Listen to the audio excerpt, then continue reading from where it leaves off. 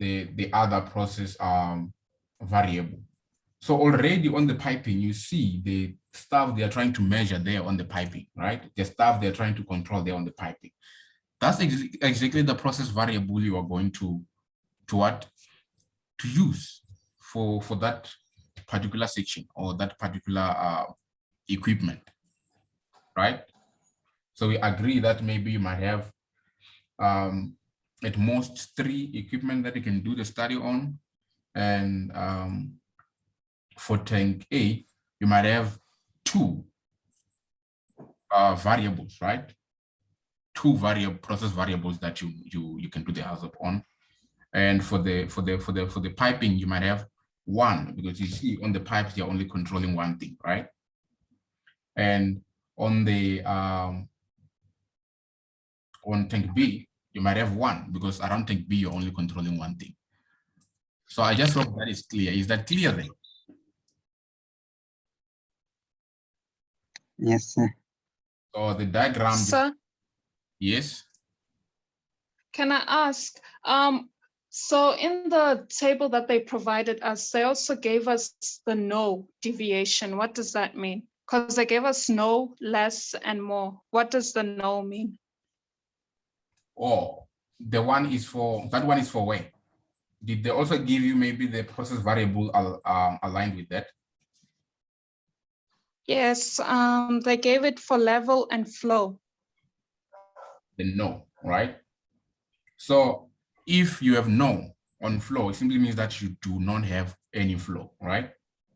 So maybe you don't have any flow because your pump has stopped, or you do have a blockage, right? Or the instrument is just not working, right? So no means no flow. And you also said it's given for level, right?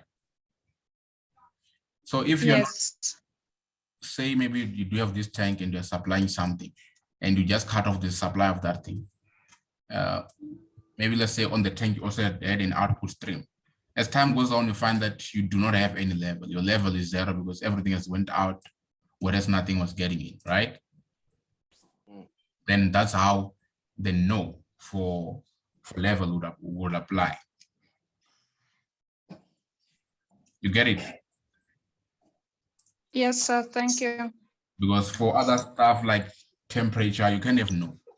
What is not temperature? I mean, you just can't have no. You can only have high or less, right? You'll always have a certain temperature, just not maybe something that you want. Okay. All right. Sir, another question. So you were talking about how were we given any sort of specifications concerning the equipment? So tank A is open to the atmosphere. How does that affect level and temperature?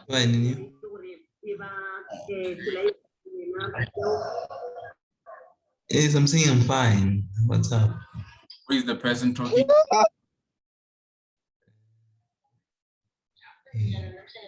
Sir? Oh, I see. There's somebody saying I'm fine, I'm fine. Who is that? All right. Hopefully the person has muted themselves. All right. So you were asking about the specifications, right? Tank A. Yes, tank A. It's open to the atmosphere. And how does that what? How does that affect level and temperature? Okay. That's interesting, right? That's interesting, but that condition, right, is not aligned with your Hazop, right? Because already your Hazop is developed on your, the Hazop will be developed on your what? On whatever control loops you have there, right? On whatever control loops you would come up with. So let's say for tank A, you go and identify your maybe create a control loop for temperature, right? And then it simply means that when you go to your Hazop, temperature will be one of your variables for the Hazop of tank A, right? So that relationship there is only theoretical when you now talk about the pressure open to the atmosphere, right? It might not be open to the atmosphere even if that is not said. It might maybe just showing where the feed comes from, because from where I see it, there's just a dimmed line there on top that closes it. So it's not really open to the atmosphere. Or maybe I'm seeing things, but that relationship is just theoretical. Right, so. Okay, so thank you. Yes, so if you want to get maybe the relationship that will also help you with doing your, if you want to do, or maybe to get the relationship that will also help you with doing your, then that relationship should be fully stated there on your problem, right? So They did, oh, sorry, sir, they did mention that tank A is open on the theory part day okay. before Then, the drawing. Yeah. then if it's open, then yes, it is still just part of theory, right? Unless you want to use it to develop some of your control loops, but it will look interesting to see what you can come up with that open to the atmosphere value, right? Open to the atmosphere theory, I mean. Sir, Yes. with this question, should we limit our answers to just one sentence or just like a few words? When it comes to the Hazop, filling that Typing in everything. filling in the table. Yes. Normally Hazop is not sentences, right? So it's just an idea, a brief idea.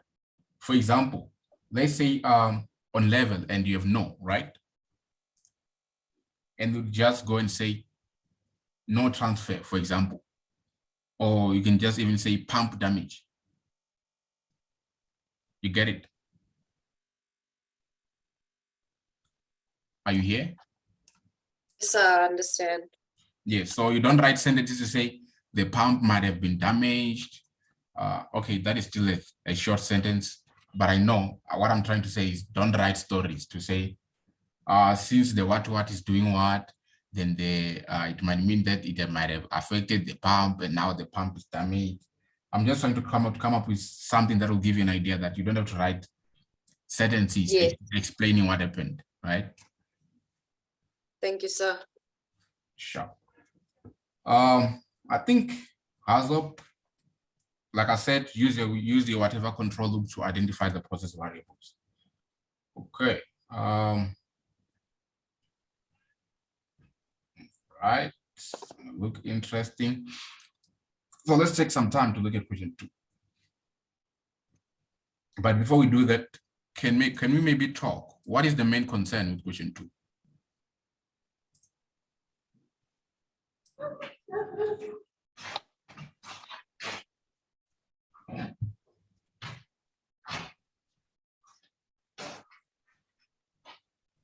All right. Okay. It seems like nobody wants to say anything. So I see. Sir, I just wanted to ask, how do we calculate the error? Because it seems like it's all like the key to being able to calculate, like, for example, the flow rate is using the error. So how would we go about calculating the error? Oh, all right. I see. We do not need the whiteboard. So let me just stop sharing and cancel it here too. All right. You are given a lot of continuous equations there, right? So all those equations that you have there, they're a build up to you being able to calculate what you're asked to calculate, right? So if you can look at the table, if you do have the table, right? At t is less than 0 on the time on the far left, right? That's where all your conditions without error would apply, right? So let's look at the detail of 2.1, say if the flow rate is a steady state value of 50 cubic meters per hour initially. Determine the flow fluctuations F as a function of time at every 100 milliseconds until 1 second, while the set point is changed from 50 to 60 in not time, right?